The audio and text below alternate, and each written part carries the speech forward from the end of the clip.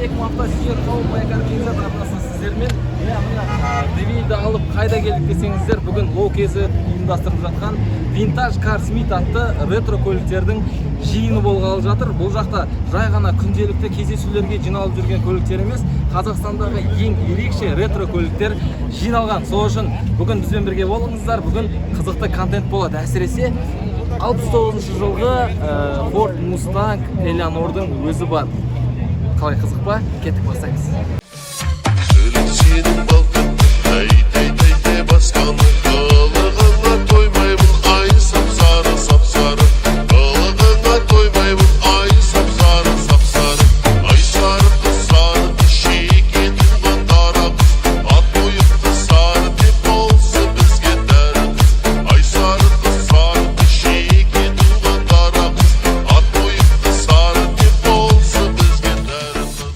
Бүгін әркім өзі бір-біртіндеп машина алып келіп жатса, міне Соколдың жігіттері бірнеше машинасын алып келіпті. Яғни ең үлкен делегация болып, қандай машиналар, не машиналар екен бірге кеттік тамашалайтын боламыз. О, Мустанг осыларды айтпашы.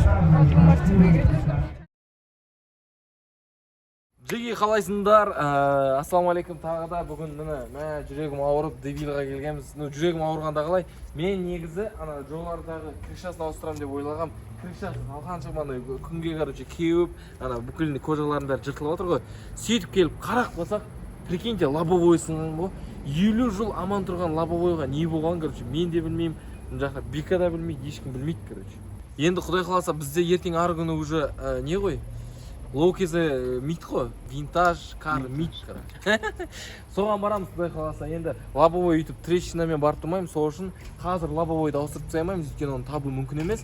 Сол үшін қазір реставрацияға барамыз. И кожаны немесе қазір істетеміз. Мен негізі кездесуге жалпы барлығы істелген болып барғым келіп еді, бірақ енді үлгермей жатырмыз. Көп тұстар адами факторлар. Сол үшін қазір бірінші терезесін істеп алайық. Одан кейін Алла қаласа кожасын істей жатармыз. Лоукезі митта жоқ, Vintage Car Smith'та кездескен.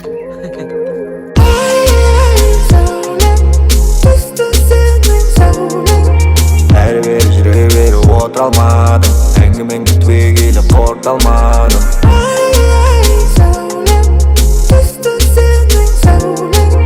Әрі-бері жүре-бері отыра алмадым, әңгімеңді түбегейлі қорыта алмадым.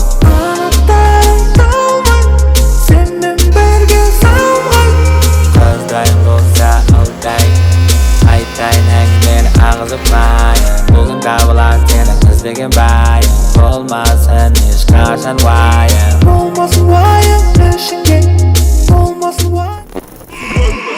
Сенікі Мерседес, менде Мерседес.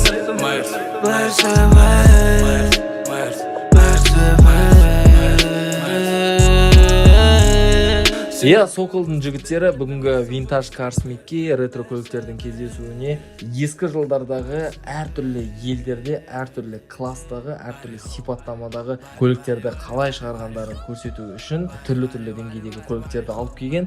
Біріншісі бұл Кеңес одағында 1960 жылы жарық көрген, яғни Запорож қаласындағы Запорож автомобиль зауытының бірінші көлігі, артқы жетекті, артқы моторлы, кішкентай ғана батысша айтқанда құтақандай Запорож көлігі. Бұл көлікті сіздер бұрыннан аталарыңыздың суреттерінен көрген боларсыздар. Запорож автокөлігі өз кезінде өте қатты сұранысқа ие болған. Бірақ бізге бұл көліктен гөрі оның арғы жағында тұрған Monster қызығырақ болып тұр. Сол Monsterға ұзағырақ тоқталайық. Давайте за эту машину все знают. Жаңағы Monster деп жатқанымыз ол әрине дәл осы Mustang. Ойлаңыздаршы, Қазақстанда оригинал күйінде классикалық Ford Mustang Shelby GT 500 1967 жылғы Eleanor. Бұны өз көзімізбен көреміз дегенді елестетіп көрудің өзі қиын. Көліктен хабар жоқ адамдар осы Eleanorмен барлық ретро көліктерді шатастырып жатады. Тіпті көлікке қызықпайтын адамның өзі Mustang дегенді, Shelby дегенді әйтеуір бір жерден естіген. Mustang Shelby көліктерін американдық автопилот Carroll Shelby негізін қалаған. Бұл сол Shelby Американ компаниясының мамандары бұны максималды түрде дамытып, модификациялап, өзгертіп, осылайынан бізге дүниеге, яғни жарыққа алып шыққан болатын. Shelby'дің алғашқы Мустангі 1965 жылы пайда болды. Ол GT 350 деп аталды, бірақ ол қатты мықты мына GT 500 секілді атаққа ие болған жоқ.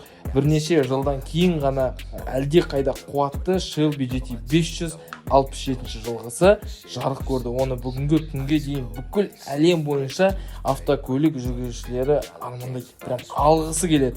Осындай Мустангтың жақсы жағдайда сақталған үлгілерінің құны 100 мыңдаған долларлардан асып кетуі мүмкін. Мына біздің осы Мустангтың бағасын мен білмеймін қанша екенін, оны тіпті Соколдың күлдерінің өздері де білмейді қанша екенін, бірақ жүздеген миллиондардан точно асады ғой. Shelby'дің 1967 жылғы GT 500 нұсқасы негізгі Мустангтан күшті 7 көлемді қозғалтқышымен ғана емес, мынау сыртқы дизайнымен де қатты ерекшеленеді. Әсіресе бұл фастбек күйінде берілген. Автокөлік өзінің лақабатын 1974 жылы түсірілген, 67 жылғы кино арқылы лақабатымен танылған, яғни Элеонор деп. Ол кинода барлығы ұрланатын көліктеріне әйел адамдардың атын беретін болған, сөйтіп бұл көлікке Элеонор аты қойылған. Бұл көлікті міндетті түрде сіздер білесіздер деген ойдамын, қызғасыз деген ойдамын. Енді көп сөзді тоқтатып, жай ғана көліктің сырт келбетін, жалпы ішін қандай әдемі екенін тамашалайық. Push it back in slow-mo. Ay, switchblade on my body, private all in my pocket. Hit switch and get it dropping, got a 6-4 with hydraulics. Boom, now you're doomed. 24 karat, cover my tomb. Don't make me go back to the shit I used to do.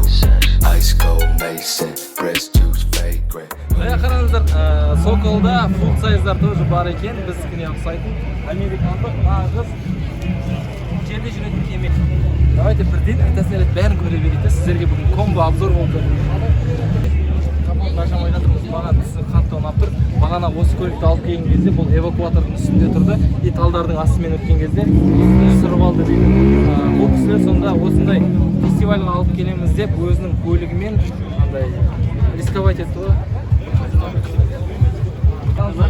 Девилдің моторына ұқсайды, карбюраторлы, кәдімгі қарапайым 70-ші жылдардағы мотор да. Негізі бүйік General Motors'тан келеді, басқа Chevrolet секілді. Жерде жүретін кеме демекші, дәл осы көліктер жайлы көп айта беруге болады. Американдық full size, міне бұл көлік бүйік электро көлігі, толық көлемді бизнес көлік болып саналады. Бүйік компаниясы бұл көлікті 1959 жылдан бастап 1990 жылдарға дейін шығарған болатын. General Motors'тың құрамына кіретін бүйік компаниясы бұның есімін электр вагонері Beats есімді танымал скульптордың атына қойған болатын. 30 жыл тарихындағы бұл көлік түрлі кузовтарда шыққан болатын. Оның ішінде купе, кабриолет, седан және де универсал, және де 1991 жылы ең соңғысы зауыттан шығып, одан кейін Big Park Avenue атты басқа көлік шыға бастаған. Дәл біздің көлік 1968 жылғы 4 есікті седан. Девилдің моторына ұқсайды демекші, бұл американдық 8 цилиндрлі V8, жұмыс көлемі 7-ні құрайтын үлкен алпауыт қозғалтқыш болып саналады. Бірақ бұл қаншалықты алпауыт қозғалтқыш болғанымен, бұл жақта ньютон метрлер аз, сол себепті бұның 100-ге дейін тартуы да бәсеңдеу. Кәдімгі 7 дегенге қатты жүретін көлік екен деп ойлап қалмаңыздар. Көрем десеңіздер, осындай көліктерді Алматы қаласынан 70 км жерде Сокол орналасқан. Сіздер кез келген уақытта барып, картинг теуіп, одан кейін өтейді көріп, осындай көліктерді көре аласыздар. Удачи вам. Кеттік ары қарай қалған көліктерді көрейік. Қалай, ретро контент ұнап жатыр ма, ұнап жатыр деген ойдамын. Егер ұнамай жатса, немесе кез келген бір сұрақтарың болса, пікірлерің болса, міндетті түрде астына жазыңдар. Мен барлығын оқимын. Одан бөлек керемет жаңалығым бар. Майкарға мықты жап-жаңа Genesis'тардың 4 түрі келді. Ол Genesis'тарды сендер 20-80 бағдарламасы бойынша 20%-ын қазір төлеп, 80%-ын бір жылдан кейін қарызға төлеп, өздеріңе сатып ала аласыңдар. Келіңдер, көріңдер, тест-драйв жасаңдар және де сатып алып игіліктеріңе мініңдер. Мынанша көліктің ішінде қанша миллиондаған бағалар тұратын, қымбат тұратын көліктер бар, бірақ адамдардың барлығы олардың жанында емес, мына көліктің жанында жиналып жатыр. Не көлік десеңіздер, қараңыздар. Барлық пабликтерден көрген шығарсыздар, үстінде душ ағызып отыратын бір ата кетіп барады. Дәл сол. Бұл жақтағы ең мықты нәрсе ол кондиционердің орнына жасап қойған. Мына душ кетіп бара жатасыздар да, кейін прям душқа түсіп бара жатасыздар ғой. Ана пабликтерден көрдіңіздер ғой, полигонда. Қараңыздар, душтың суы қайда ағып жатыр дейсіздер ғой? Ол прям отырған орындығының астына ағып жатыр екен. Мына жерде прям андай. Тема самая лучшая машина. Қараңыздар, сигналдарының андай сияқты үйде не заттар бар, не қолға ілінді, соның барлығын машинаға іле берген сияқты. Давайте біз өзіміздің немізді қалдырайық.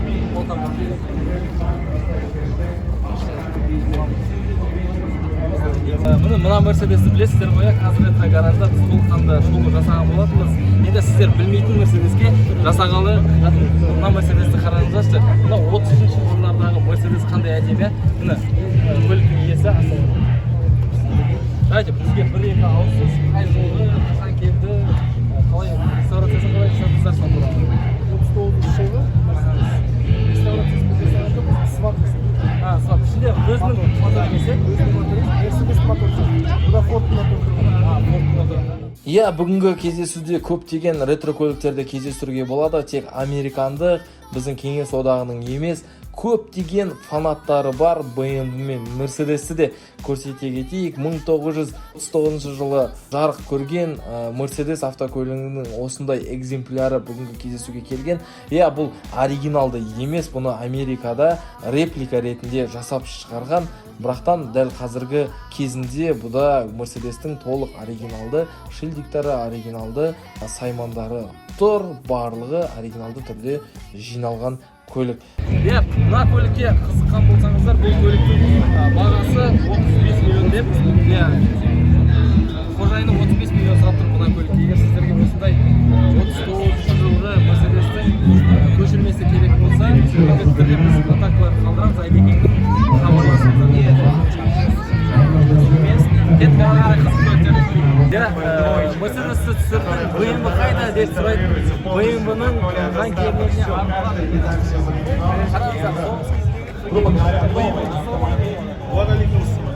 Бұдан кейін BMW-ны айтпай кету мүмкін емес. 1942 жылы BMW міне осындай көліктерді шығарған.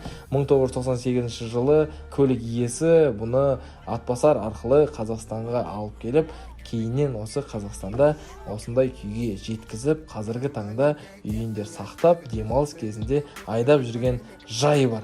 Ерекше деп бүгінгі фестивальдегі мына екі көлікті айтуға болады. Міне Rolls-Royce Silver Shadow дәл осындайдың көгін біз қазір гаражға түсірген болатынымыз. Естеріңізде болса, Rolls-Royce мынау бірақтан сол рөлде екен, біз түсіргеніміз оң жақ рөлде болатын.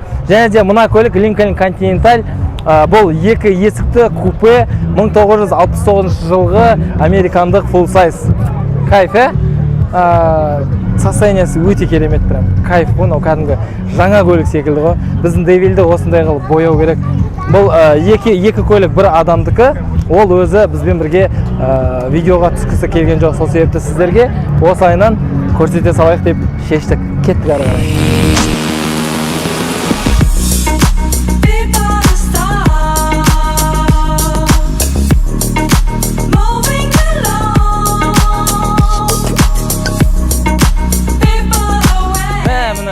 Осындай көліктермен не обязательно ол андай маслкар, не обязательно лоурайдер, осындай минивендермен де адамдарды таң қалдырып, өзіңнің кайфыңмен жүруге болады. Сіздермен бірге болған Майкар, келесі көріскенше, контент ұнады деген ойдамын.